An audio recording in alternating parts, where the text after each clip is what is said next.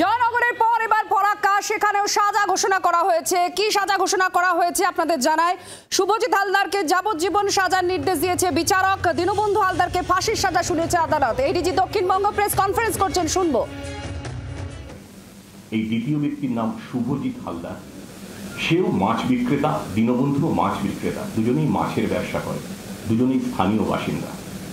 প্রথা মাফিক এই নারকীয় ঘটনা, তারা পরিকল্পনা মাফিক তারা এই ঘটনা ঘটিয়েছিল। দীনবন্ধু জানতো পাড়ার মেয়েটি ফুল ভালোবাসত, ফুলের শখ ছিল। সেদিন ঘটনার সময় এই দীনবন্ধু মেয়েটিকে ফুল দেখাবে এবং নানা ধরনের রঙিন ফুল উপহার দেবে, এই লোভ দেখিয়ে নিজের বাড়িতে নিয়ে যায়। মেয়েটি সরল বিশ্বাসে রাজি হয়ে যায় জায়ের সঙ্গে। শুভজিৎ পরিকল্পনা মাফিক সেখানে আগে থেকেই অপেক্ষা করছিল দীনবন্ধুর বাড়ির কাছে। দুজনে ঘরের ভিতরে ঢুকে নাবালিকার উপর চরম নির্যাতন চালায়, তারপর গলা টিপে শ্বাসরোধ করে খুন করে এবং প্লাস্টিকের ব্যাগে ঢুকিয়ে দেয়।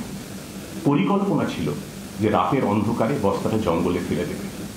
তার চেয়েও যেটা নারকীয়, জেরায় আমরা জানতে পেরেছি, আমাদের তদন্তে এসেছে, নাবালিকা প্রাণ হারানোর পরেও তারা তার উপর যৌন নির্যাতন চালিয়েছিল, যে বিকৃতকাম মানসিকতাকে আমরা মেডিকেল পরিভাষায় বলি নেক্রোফিলিয়া। এই ঘটনার তদন্তে জয়নগরের মামলার মতোই আমাদের প্রথম এবং প্রধান লক্ষ্য ছিল যত দ্রুত সম্ভব চার্জশিট পেশ করা, যাতে বিচারের প্রক্রিয়াটা দ্রুত শুরু হয়।